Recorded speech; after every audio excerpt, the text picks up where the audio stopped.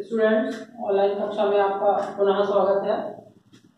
अब तक आप श्रद्धा मनु के अंतर्गत पढ़ रहे थे कि श्रद्धा अपने विषय में बताती हैं कि मैं गंधर्व देश में ललित कलाओं की शिक्षा प्राप्त करने के लिए यहाँ आई हुई हूँ और मैं धीरे धीरे हिमालय पर्वत की सुंदरता को देखने के लिए आगे बढ़ी हूँ। उसके आगे बढ़ते ही बढ़ते उन्होंने क्या देखा कि यहाँ देखा कुछ बलि का अन्न भूतिहित रथ किसका ये दाम। श्रद्धा ने जब वो धीरे धीरे आगे बढ़ी तो उन्होंने बलि का अन्न देखा जिसे प्राणियों की भलाई के लिए दान किया गया था। अब सबसे पहले ये समझना आवश्यक है कि बलि का अन्न क्या होता है।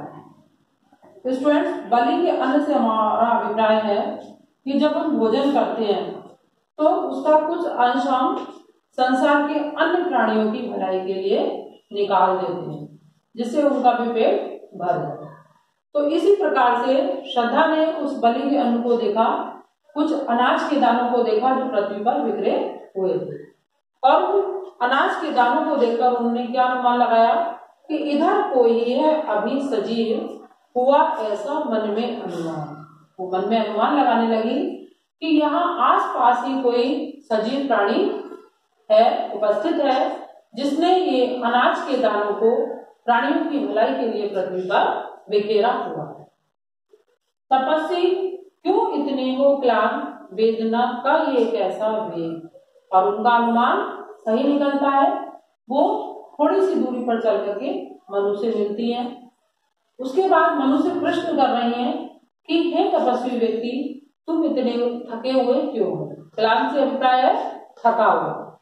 इतने थके हुए परेशान क्यों दिखाई दे रहे हो। वेदना का ये कैसा वेग, तुम्हारे चेहरे पर जो है परेशानी के पल दिखाई दे रहे हैं, तुम्हारा चेहरा इतना मुरझाया हुआ दिखाई दे रहा है। आह, तुम कितने अधिक हताश। तुम्हें देखकर ही अनुमान लगाया जा सकता है कि तुम अपने जीवन से कितने अधिक निराश हो गए हो। बताओ ये कैसा उद्वेग। मैं प्रश्न करना चाहती हूँ, पूछना चाहती हूँ कि तुम्हें किस चीज का कष्ट है, किस लिए तुम इतने हताश, निराश और दुखी हो। अब आगे श्रद्धा समझाते हुए कह रही हैं कि दुख की पिछली रजनी बीच विकसता सुख का नकल प्रभाव। कि अगर आप दुखी हैं, परेशान हैं, इस विनाश की प्रक्रिया को देखकर परेशान हो रहे हैं तो ये उचित नहीं है, क्योंकि दुख की रजनी बीतने के बाद, यानी दुख बीतने के बाद, दुख रूपी रात्रि के समाप्त हो जाने के बाद ही प्रातःकालीन सूर्य की किरण का उदय होना शुरू होता है। विकसता सुख का नवल प्रभात। सुख रूपी प्रातःकालीन सूर्य की किरणें हमें दिखाई देती हैं। एक पर्दा ये जीना नील छिपाए है जिसमें सुख का। नीले आकाश का एक पतला सा, हल्का सा एक जीना सा, अर्थात पतला सा एक पर्दा सा होता है जिसके पीछे हमारे सारे सुख छिपे होते हैं। जैसे वो पर्दा हटता है हमें सुख की प्राप्ति होने लगती है। जिसे तुम समझे वो अभिशाप जगत की ज्वालाओं का मूल। और जिस कष्टों को, जिस विनाश को तुम एक अभिशाप समझ बैठे हो, संसार के जो कष्ट है, संसार की जो बुराइयां हैं, उन्हें जो है अभिशाप समझे बैठे हो, लेकिन ऐसा नहीं है।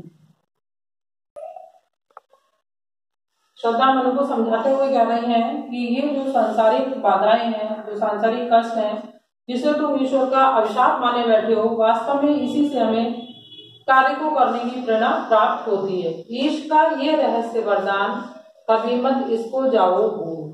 तो कभी भी ये मत भूलो कि जब तक हमारे ऊपर कोई कष्ट नहीं आता तब तक हम जो है कुछ अलग करने की कोशिश नहीं करते हैं। कुछ प्राप्त करने के लिए हमें प्रेरणा प्राप्त होती है। जब हमें कोई कष्ट होता है तभी हम कुछ अच्छा करने की प्रेरणा लेते हैं। तो क्या है, ईश का ये रहस्य वरदान, ये ईश्वर का एक ऐसा छिपा हुआ वरदान है कि हमें प्रेरणा कष्टों से ही प्राप्त होती है।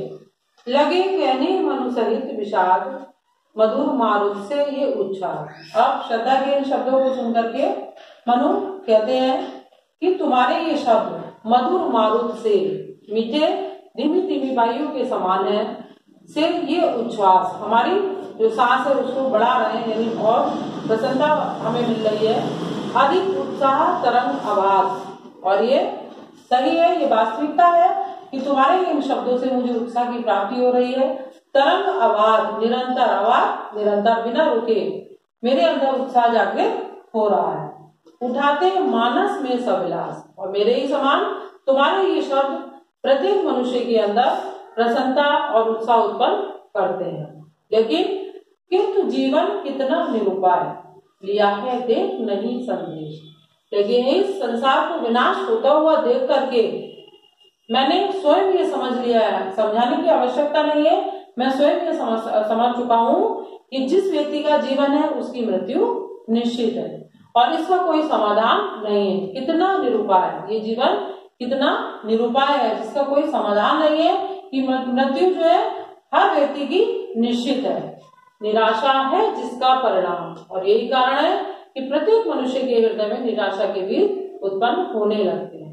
सफलता का ये कल्पित ध्येय, सफलता प्राप्त होगी ये केवल एक कल्पना मात्र है, कल्पना का घर है कि हम मेहनत करेंगे, परिश्रम करेंगे तो हमें सफलता की प्राप्ति होगी, लेकिन ये कितने समय तक, जब तक हमारा जीवन है।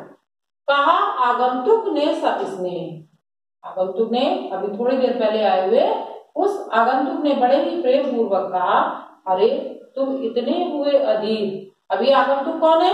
श्रद्धा फिर मनु को समझाने की कोशिश कर रही है कि अरे तुम इतने हुए अधीर, तुम इतने परेशान हो, इतने बेचैन हो रहे हो, इतने व्याकुल हो रहे हो, हार बैठे जीवन का दाव।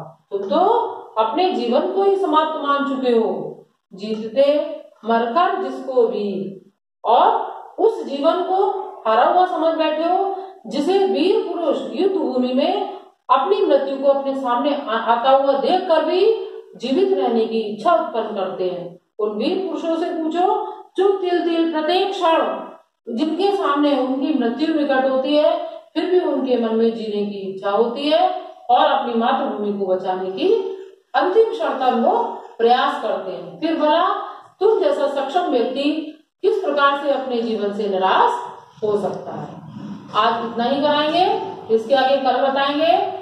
कृपया करके जो पढ़ाया जाता है उसको अच्छी तरह से पढ़ा कीजिए और उसका लाभ उठाइए।